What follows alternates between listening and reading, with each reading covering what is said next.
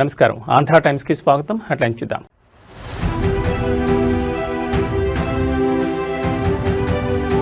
కొత్త ఏడాదిలో ఇస్రో ప్రయోగం విఫలం. నిర్ణీత సమయానికి నింగికెగిరిన పిఎస్ఎల్వి C-62.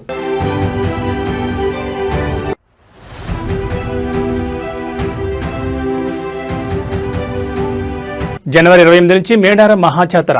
వనదేవతల జాతర పోస్టర్ ఆవిష్కరించిన సీఎం రేవంత్.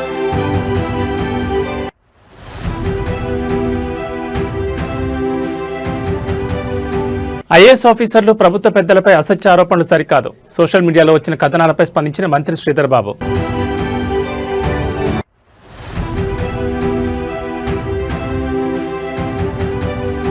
శ్రీశైలంలో మకర సంక్రాంతి బ్రహ్మోత్సవాలు షురు.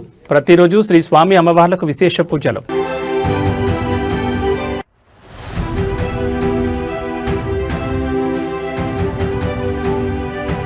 సిబిఐ విచారణకు హాజరైన విజయ్.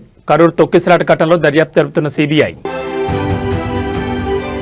ఇక డీటెయిల్స్ చూస్తే భారత అంతరిక్ష పరిశోధన సంస్థ చేపట్టిన రాకెట్ ప్రయోగం విఫలమైంది. తొలి 2 దశల్లో సాఫీగా సాగిన రాకెట్ 3వ దశలో గతి తప్పింది. ఈ రోజు ఉదయం 10 గంటల 18 నిమిషాలకు శ్రీహరికోట అంతరిక్ష కేంద్రం నుంచి పిఎస్ఎల్వి C-62 రాకెట్ నింగికెగిరింది.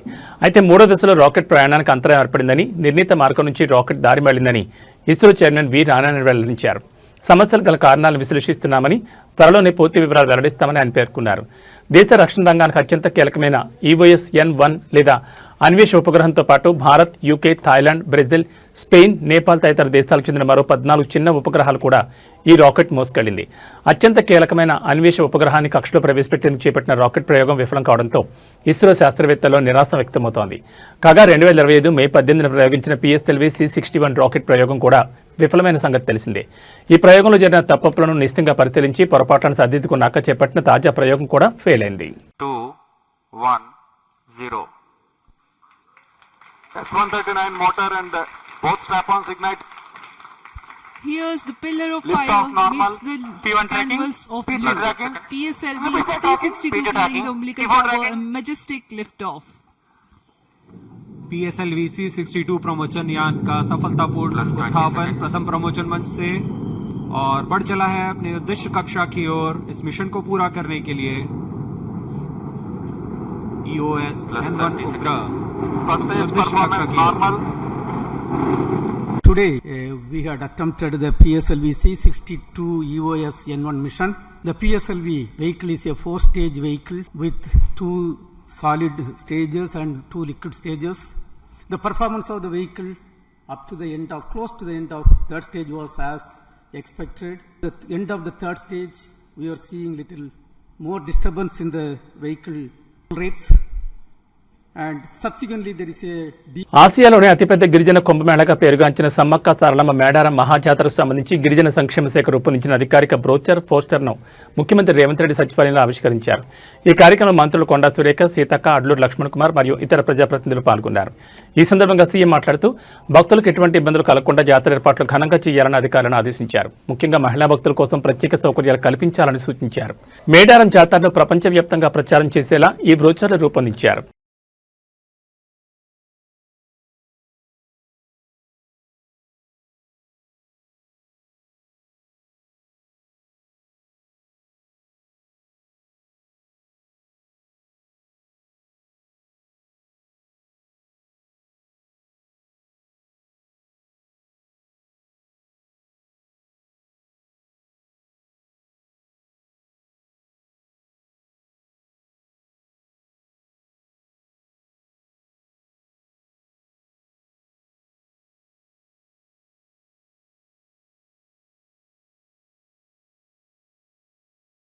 పెద్దపల్లి జిల్లా మంథరంలో పలు అభివృద్ధి పనులకు శంకుస్థాపన కార్యక్రమంలో మంత్రి శ్రీధర్ బాబు పాల్గొని కీలక వ్యాఖ్యలు చేశారు. ఇటీవల రాష్ట్రంలో ప్రభుత్వ పెద్దలు, ఐఏఎస్ ఆఫీసర్లపై మీడియా, సోషల్ మీడియాలో వచ్చిన కథనాలను తీవ్రంగా ఖండించారు మంత్రి శ్రీధర్ బాబు.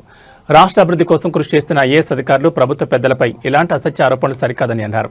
బాధ్యతాయుతమైన ఐఏఎస్లపై తప్పుడు ప్రచారం చేస్తున్నారని, మంత్రులు, ఆఫీసర్ల మీద అభియోగాలు సరికాదని అన్నారు. ఇటీవల ఇదే అంశంపై స్పందించిన మంత్రి కోమటిరెడ్డి ఐఏఎస్లపై జరుగుతున్న ప్రచారాన్ని తీవ్రంగా ఖండించారు. ఓ మహిళా ఐఏఎస్పై దుష్ప్రచారం చేయడం దురదృష్టకరమని, మహిళా ఆఫీసర్లను ఇబ్బందులు పెడుతూ ఏం సాధిస్తారని ప్రశ్నించారు. నాపై ఏమైనా రాయాలనుకుంటే రాయండి, తట్టుకుంటా, కానీ మహిళా అధికారులపై ఇష్టం వచ్చినట్టు వార్తలు రాయొద్దని హెచ్చరించారు. మీడియా మిత్రులందరికీ కూడా విజ్ఞప్తి చేస్తా ఉన్నాం.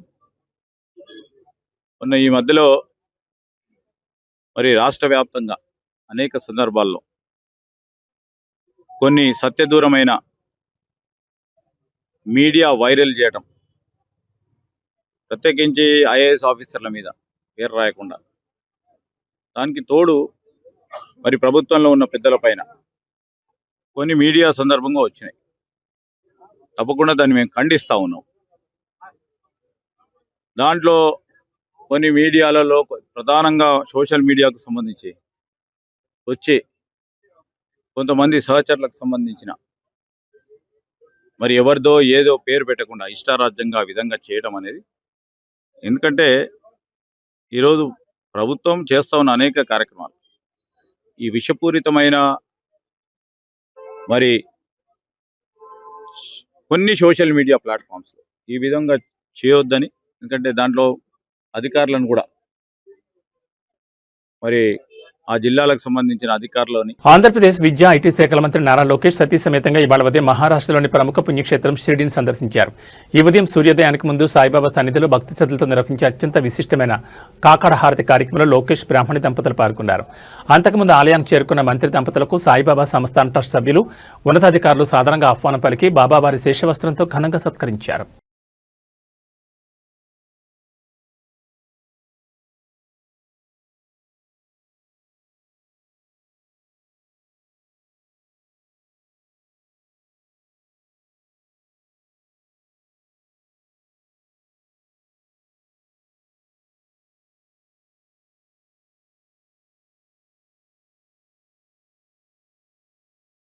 ప్రముఖ నటుడు తమిళగ వెట్రి కళగం చీఫ్ విజయ్ సోమవారం సీబీఐ విచారణకు హాజరయ్యారు. ఉదయం చెన్నై నుంచి ప్రత్యేక విమానంలో ఆయన ఢిల్లీకి చేరుకున్నారు. సీబీఐ కార్యాలయంలో అధికారుల ముందు హాజరయ్యారు. గత ఏడాది కరూరులో టీవీకే ప్రచార సభ సందర్భంగా జరిగిన తొక్కిసలాట్లో 41 మంది ప్రజలు ప్రాణాలు కోల్పోయిన విషయం తెలిసిందే. ఈ ఘటనపై సుప్రీంకోర్టు స్పందించి సీబీఐ విచారణకు ఆదేశించింది. దీంతో దర్యాప్తు చేపట్టిన సీబీఐ అధికారులు ఘటనా స్థలాన్ని పరిశీలించి ఆధారాలు సేకరించారు. పలువురు ప్రత్యక్ష సాక్షులను విచారించిన అధికారులు ఇటీవల విచారణకు రమ్మంటూ విజయ్కి సమన్లు పంపించారు. ఈ నేపథ్యంలోని సోమవారం విజయ్ ఢిల్లీలోని సీబీఐ ఆఫీస్కు వెళ్లారు. తొక్కిసలాట ఘటనను తమిళనాడు అధికార పార్టీ డీఎంకే కుట్రగా విజయ్ ఆరోపించిన విషయం తెలిసిందే. ఈ ఘటనకు సంబంధించి అసలు నిజాలు బయటకు రావాలని, సమగ్ర స్వతంత్ర దర్యాప్తు జరిపించాలని ఆయన డిమాండ్ చేశారు. ఈ విషయంపై టీవీకే తరపున ఆయన సుప్రీంకోర్టును ఆశ్రయించారు. అత్యున్నత న్యాయస్థానం సీబీఐ విచారణకు ఆదేశించగా విచారణకు సహకరిస్తానని విజయ్ ప్రకటించారు. కాగా తమ నాయకుడు విజయ్కు భద్రత కల్పించాలని టీవీకే పార్టీ ఢిల్లీ పోలీసులకు విజ్ఞప్తి చేసింది.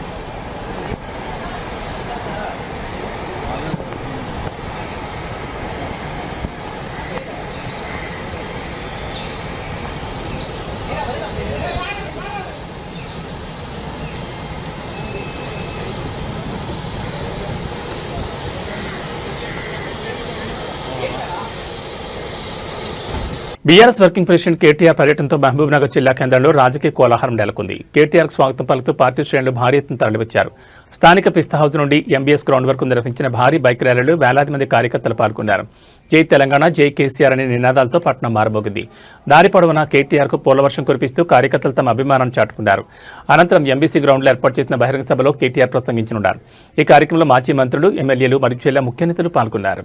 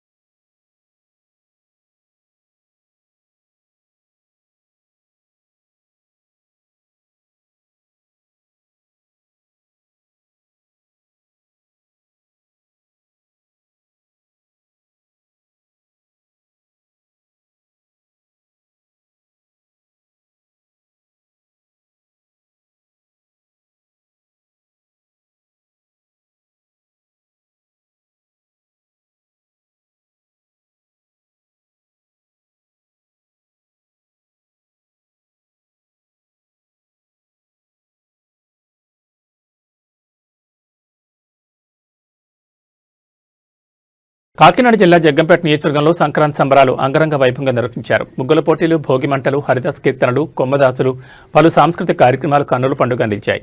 ఈ ఉత్సవాలకు జగ్గంపేట ఎమ్మెల్యే, టీటీడీ బోర్డు సభ్యులు జ్యోతుల నెహ్రూ, కాకినాడ జిల్లా టీడీపీ అధ్యక్షులు జ్యోతుల నవీన్ ముఖ్య అతిథులుగా విచ్చేశారు. ఈ ఉత్సవాల్లో పలువురు ప్రజాప్రతినిధులు సంప్రదాయ దుస్తుల్లో కనిపించి అలరించారు.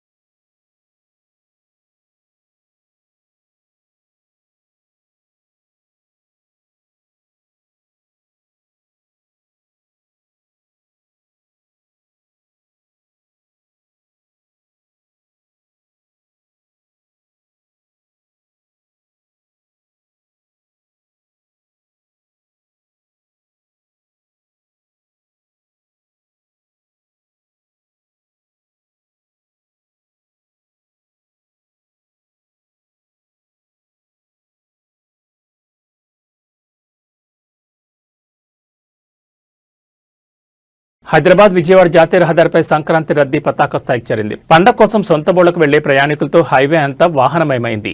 ప్రస్తుత పరిస్థితి యాదాద్రి భువనగిరి జిల్లాలోని పతంగి టోల్ ప్లాజా వద్ద వాహనాలు భారీగా క్యూకొట్టాయి. ప్రయాణికుల ఇబ్బందిని దృష్టిలో ఉంచుకుని విజయవాడ వైపు వెళ్లే వాహనాల కోసం అధికారులు ప్రత్యేకంగా 10 టోల్ బూత్లను అందుబాటులోకి తెచ్చారు. చిట్యాల, పెదకాపర్తి, కోదాడ, రామాపురం క్రాస్ రోడ్ల వద్ద వాహనాల రాకపోకలు నెమ్మదిగా సాగుతున్నాయి. భారీగా కార్లు, బస్సులు తరలివస్తుండటంతో కిలోమీటర్ల మేర ట్రాఫిక్ నిలిచిపోతోంది. ప్రయాణం సురక్షితంగా సాగేందుకు పోలీసులు ప్రత్యేక చర్యలు చేపట్టారు. హైవేపై ప్రమాదాలు జరిగే అవకాశం ఉన్న బ్లాక్ స్పాట్స్ వద్ద పోలీస్ పికెటింగ్ నిర్వహిస్తూ ట్రాఫిక్ను క్రమబద్ధీకరిస్తున్నారు.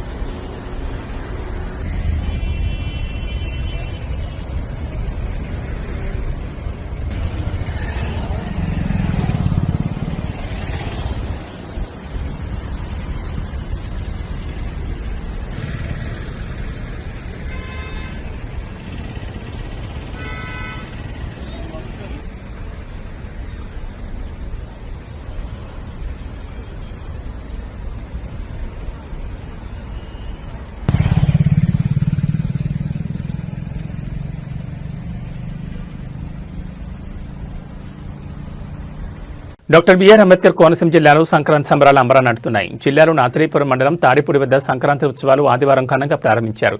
తొలి రోజు ఈత ముగ్గుల పోటీలు నిర్వహించారు. ఉత్సవాల్లో రెండో రోజైన నేడు పడవ పోటీలు నిర్వహించారు. అట్టహాసంగా ప్రారంభమైన ఈ పోటీలకు తెలుగు రాష్ట్రాలతో పాటు కేరళ, కర్ణాటక, తమిళనాడుకు చెందిన పోటీదారులు ఉత్సాహంగా పాల్గొంటున్నారు. ఈ పోటీల్లో మొత్తం 28 జట్లు పాల్గొంటున్నాయి. రేపటితో ఉత్సవాలు ముగియనున్నాయి. ఆత్రేయపురంలో కేరళ తరహా పడవల పోటీలు నిర్వహించడం పట్ల నిర్వాహకులతో పాటు గ్రామస్తులు ఆనందాన్ని వ్యక్తం చేస్తున్నారు. ఆ ప్రాంతాన్ని పర్యాటకంగా అభివృద్ధి చేసేందుకు ఈ ఉత్సవాలు దోహదపడతాయని చెప్తున్నారు. రేపు కూడా డ్రాగన్ పడవల పోటీలు జరుగుతాయని తెలిపారు. ఉత్సవాల్లో భాగంగా లొల్ల లాకుల వద్ద ఫుడ్ స్టాల్ను ఏర్పాటు చేశామన్నారు. ఉత్సవాలు జరుగుతున్న 3 రోజులు ప్రతిరోజు సాయంత్రం ఆత్రేయపురం మహాత్మాగాంధీ కళాశాల ఆవరణలో సాంస్కృతిక కార్యక్రమాలు నిర్వహించడం జరుగుతుందని వెల్లడించారు. నోరూరించే కోనసీమ రుచులతో ఏర్పాటు చేసిన ఫుడ్ ఫెస్టివల్ ప్రత్యేక ఆకర్షణగా నిలుస్తుందని తెలిపారు.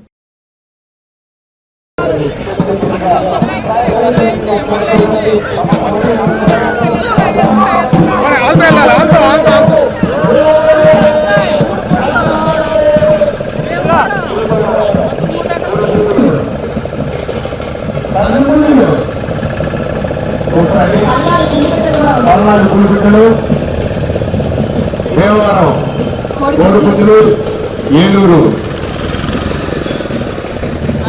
కుర్రాళ్ళు, ఉడుకు రక్తం. థ్యాంక్ యూ అండి. జాతీయ స్థాయిలో పెడుతున్నారు. మేము కూడా పార్టిసిపేట్ చేస్తామని వాళ్ళు నేర్చుకుని కాదు, వాళ్ళు నేర్చుకుని సార్ మీద అభిమానంతో మరి ఈ పోటీలో పాల్గొపోతున్నారు. వాళ్ళు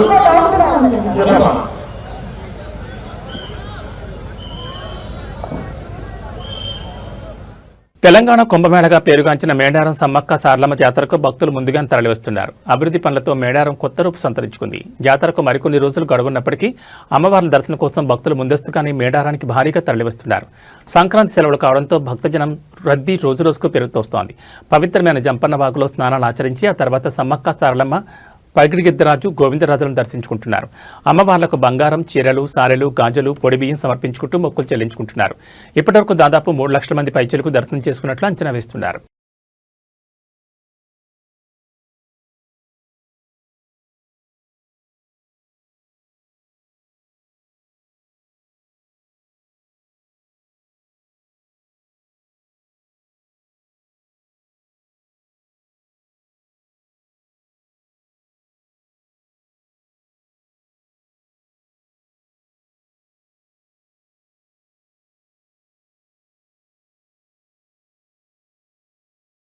ద్వాదశ జ్యోతిర్లింగాల్లో ఒకటైన శ్రీశైల మహాక్షేత్రంలో మకర సంక్రాంతి బ్రహ్మోత్సవాలు ఇవాళ అట్టహాసంగా ప్రారంభమయ్యాయి. పంచాహ్నిక దీక్షతో 7 రోజుల పాటు నిర్వహించే ఈ ఉత్సవాల కోసం దేవస్థాన అధికారులు అన్ని ఏర్పాట్లు పూర్తి చేశారు.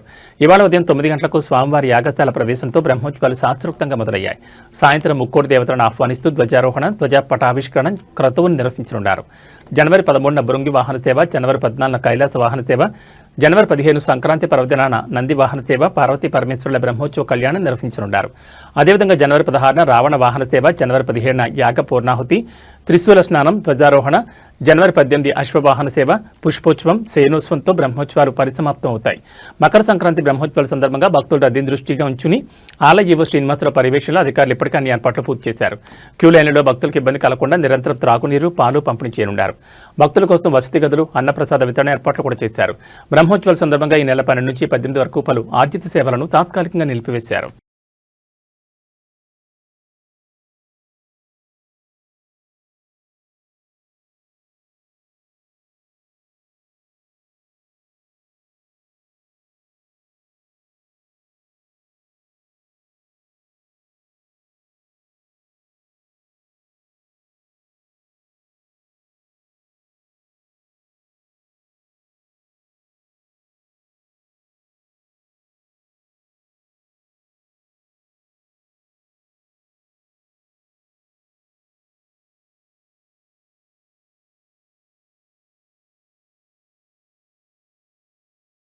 ప్రముఖ నటుడు మోహన్ బాబు, ఆయన కుమారుడు మంచి విష్ణు తిరుమల శ్రీవారిని దర్శించుకున్నారు. సంక్రాంతి పర్వదినాన్ని పురస్కరించుకుని ఆయన ఈ తెల్లవారుజామున వీఐపీ దర్శనం సమయంలో స్వామివారిని దర్శించుకున్నారు. దర్శనానంతరం టీటీడీ అధికారులు తీర్థప్రసాదాలు అందించారు. స్వామివారిని దర్శించుకున్న వారిలో మోహన్ బాబు భార్య నిర్మలతో పాటు విష్ణు, శ్రీమతి వెరోనిక, 4 పిల్లలు ఉన్నారు. ప్రస్తుతం వీరికి సంబంధించిన వీడియో సామాజిక మాధ్యమాల్లో వైరల్ అవుతోంది.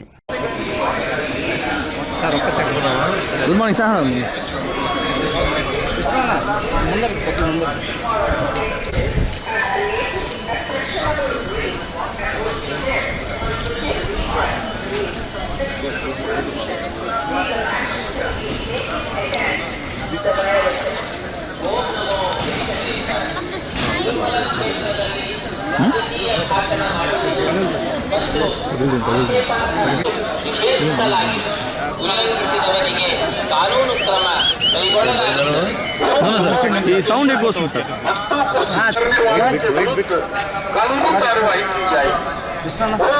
వెంకటేష్ మరియు అభ్యంతరకరమైన రీల్ చేయడం, సామాజిక మాధ్యమాల్లో పోస్ట్ చేయడం నిషిద్ధం. అతిక్రమించిన యెడల చట్టపరమైనటువంటి చర్యలు తీసుకోబడతాయి. ఓం నమో వెంకటేశాయ. பக்தர்களுக்கு அறிவிப்பு. திருமலையில் அரசியல் சார்ந்த உரைகள் நிகழ்த்துவது, எதிர்க்குவது கடுமையாக தடை செய்யப்பட்டுள்ளது. விதிமுறைகளை மீறினால் சட்டப்படி நடவடிக்கை எடுக்கப்படும் என ರೀಲ್ಗಳನ್ನು ತಯಾರಿಸಿ ಸಾಮಾಜಿಕ ಜಾಲತಾಣಗಳಲ್ಲಿ ಪೋಸ್ಟ್ ಮಾಡುವುದು ನಿಷೇಧಿಸಲಾಗಿದೆ. ಉಲ್ಲಂಘಿಸಿದ గురు కొంచెం అట్లే creating objectionable reels and posting them on social media is strictly prohibited. Legal action will be taken against the violators. ಓಂ ನಮೋ ವೆಂಕಟೇಶಾಯ. ತಿರುಮಲ ತೀರ್ಥದಲ್ಲಿ ರಾಜಕೀಯ ಭಾಷಣ ಮಾಡುವುದು, ರೀಲ್ಗಳನ್ನು ತಯಾರಿಸಿ ಸಾಮಾಜಿಕ ಜಾಲತಾಣಗಳಲ್ಲಿ ಪೋಸ್ಟ್ ಮಾಡುವುದು. గుజరాత్ రాజధాని అహ్మదాబాద్ సబర్మతి నదీ తీరంలో అంతర్జాతీయ కైట్ ఫెస్టివల్ ప్రధాని నరేంద్ర మోడీ ప్రారంభించారు. జర్మనీ ఛాన్సలర్ ఫెడరిక్ మోర్జీతో కలిసి ఈ వేడుకల్లో పాల్గొన్నారు. ప్రస్తుతం గుజరాత్ పర్యటనలో ఉన్న మోడీ ఈ ఫెస్టివల్లో ఛాన్సలర్తో కలిసి గాలిపటం ఎగురవేశారు. ఈ సందర్భంగా ప్రజలు ఎగురవేసిన గాలిపటాలు ఆకట్టుకున్నాయి. ఇందుకు సంబంధించిన వీడియో సోషల్ మీడియాలో వైరల్ అవుతోంది.